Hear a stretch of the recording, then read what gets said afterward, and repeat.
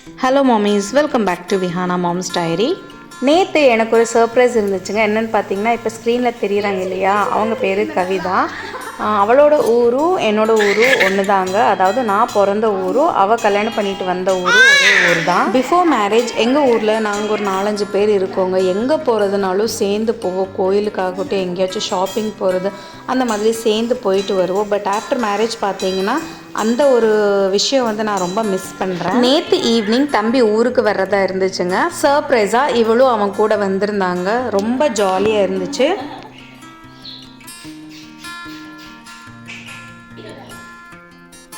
இவங்க எல்லாம் வந்திருக்காங்கன்ட்டு என் ஹஸ்பண்ட் காலையிலேயே நான்வெஜ் எடுத்துகிட்டு வந்தாங்க. 3/4 கிலோ ப்ராய்லரும் 1 கிலோ நாட்டுக்கோழி எடுத்துகிட்டு வந்திருந்தாங்க. ப்ராய்லரில் பார்த்தீங்கன்னா சில்லி தான் போட்டிருந்தேங்க. இதுக்கு ரெடிமேட் சில்லி பவுடர் இல்லாமல் நானே வீட்லேயே எல்லாமே போட்டு மிக்ஸ் பண்ணி வச்சுருந்தேங்க. கவிதா இன்னைக்கு நான்வெஜ் வேண்டான்னு சொல்லிட்டா அப்படின்ட்டு அவளுக்கு காலிஃப்ளவர் சில்லி பொரிச்சிருந்தேங்க. இந்த சிக்கன் சில்லி ரொம்ப சூப்பராக வந்துச்சுங்க. கொஞ்சம் கூட எண்ணெயில் மசாலா பிரியாமல் எல்லாமே ஒன்றோட ஒன்று ஒட்டி இருந்துச்சு. இது கூட நாட்டுக்கோழி வறுவல், அதுக்கப்புறமா தண்ணி குழம்புலேருந்து எடுத்து கறி வணக்கி வச்சுருந்தேங்க. தண்ணி குழம்பு வச்சுருந்தேன். ஃபைனலாக தேங்காய் பால் சாதங்க. எல்லாமே டேஸ்ட் சூப்பராக இருந்துச்சு. காலையிலேயே டிஃபன் முடிச்சுட்டு இன்னொரு ஃப்ரெண்டு வீட்டுக்கு கிளம்பிட்டோம்.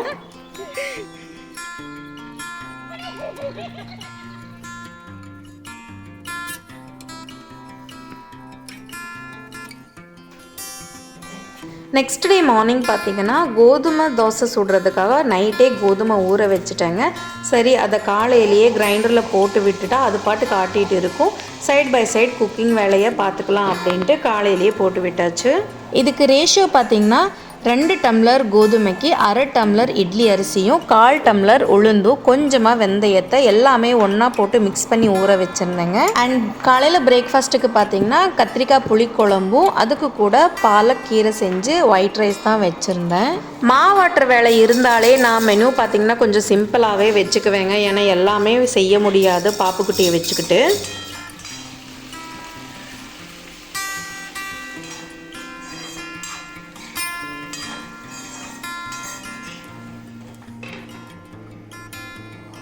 கத்திரிக்காய் வணக்கி விட்டதும் மாவாட்டிருச்சு. சரி, மாவை அள்ளி வச்சுட்டு அதுக்கப்புறமா குழம்புக்கு கண்டினியூ பண்ணிக்கலாம் அப்படின்ட்டு மாவை அள்ளுறதுக்கு வந்துட்டேங்க.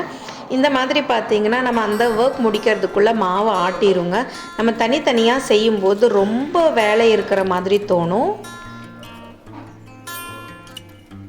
இப்போல்லாம் விஹா குட்டி ரொம்ப சேட்டைக்கார பொண்ணாக மாறிட்டாங்க. அவங்க முன்னாடி எதுவுமே சாப்பிட முடியலங்க. நாங்கள் என்ன சாப்பிட்றோமோ அதை வந்து அவங்களுக்கும் கொடுக்கணும் அப்படின்னு நினைக்கிறாங்க. அவங்களுக்கு கொடுக்காம சாப்பிட்டா கையை பிடிச்சி இழுக்கிறாங்க, இல்லைன்னா கத்த ஆரம்பிச்சிட்றாங்க. இதனாலேயே பார்த்திங்கன்னா அவங்க முன்னாடி நாங்கள் இப்போல்லாம் எதுவுமே சாப்பிட்றது கிடையாது. இப்போ பார்த்தீங்கன்னா கத்திரிக்காய் கால்வாசி வெந்துருச்சுங்க. இப்போ அதுக்கு சேர்த்த வேண்டிய மசாலா புளி எல்லாமே சேர்த்துட்டு மிக்ஸ் பண்ணி க்ளோஸ் பண்ணி வச்சுட்டு குக்கரை அடுப்பில் வைக்கலான்னு பார்த்தா பாப்புக்குட்டி நல்லா தூங்கிட்டு இருந்தாங்க. ஸோ விசில் சத்தம் கேட்ட உடனே எந்திரிச்சிருவாங்களோ அப்படின்ட்டு அரிசியை நல்லா கழுநீர் பிடிச்சிட்டு அதுக்கு ஊற்ற வேண்டிய தண்ணியை கரெக்டாக ஊற்றிட்டு க்ளோஸ் பண்ணிட்டு கொண்டு வெளியில் இருக்கிற அடுப்பில் வச்சுட்டு வந்துட்டேங்க. ஸோ விசில் வந்தாலும் பாப்புக்குட்டிக்கு பிரச்சனை இல்லை, நல்லா தூங்குவாங்கன்ட்டு.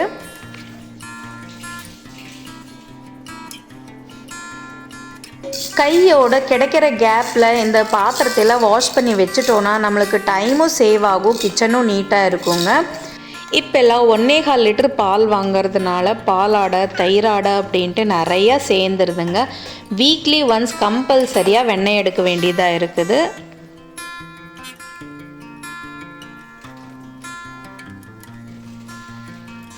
என் ஹஸ்பண்ட் மளிகை ஜாமான் வாங்கிட்டு வர்றதுக்காக லிஸ்ட் ரெடி பண்ண சொன்னாங்க. அதுதான் என்னென்ன இருக்குது இல்லைன்ட்டு பார்த்துட்டு இருந்தேங்க. என்னதான் பார்த்து லிஸ்ட்டு போட்டாலும் 1-2 ஐட்டம்ஸ் மிஸ் ஆகிறது, அதை வந்து தவிர்க்கவே முடியறது இல்லைங்க.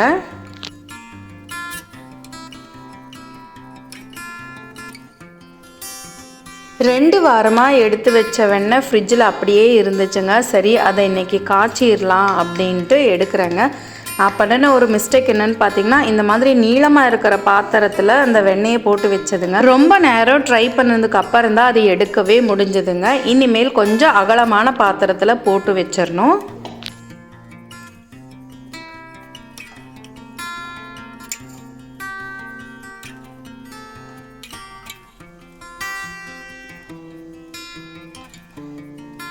நிறைய பேர் இதில் முருங்கைக்கீரை இல்லைன்னா கருவேப்பிலை போட்டு வேக வைப்பாங்க. பட் நான் அந்த மாதிரி எதுவுமே கிடையாதுங்க. எதுவுமே போட மாட்டேன். அப்படியே வேக வச்சு வடித்து வச்சுருவேங்க.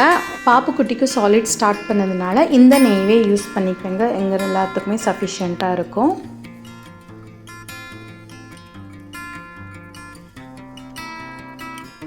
அவ்வளோதாங்க. இந்த வீடியோ உங்களுக்கு பிடிச்சிருக்குன்னு நினைக்கிறேன். பிடிச்சிருந்தா ஒரு லைக் போடுங்க. அப்படியே நம்ம சேனல்லையும் சப்ஸ்கிரைப் பண்ணிக்கோங்க. பக்கத்தில் இருக்கிற பெல் ஐக்கானையும் ப்ரெஸ் பண்ணிக்கோங்க. அடுத்த ஒரு இன்ட்ரெஸ்டிங்கான வீடியோவில் மீட் பண்ணலாம். அது வரைக்கும் பாய் டாடா.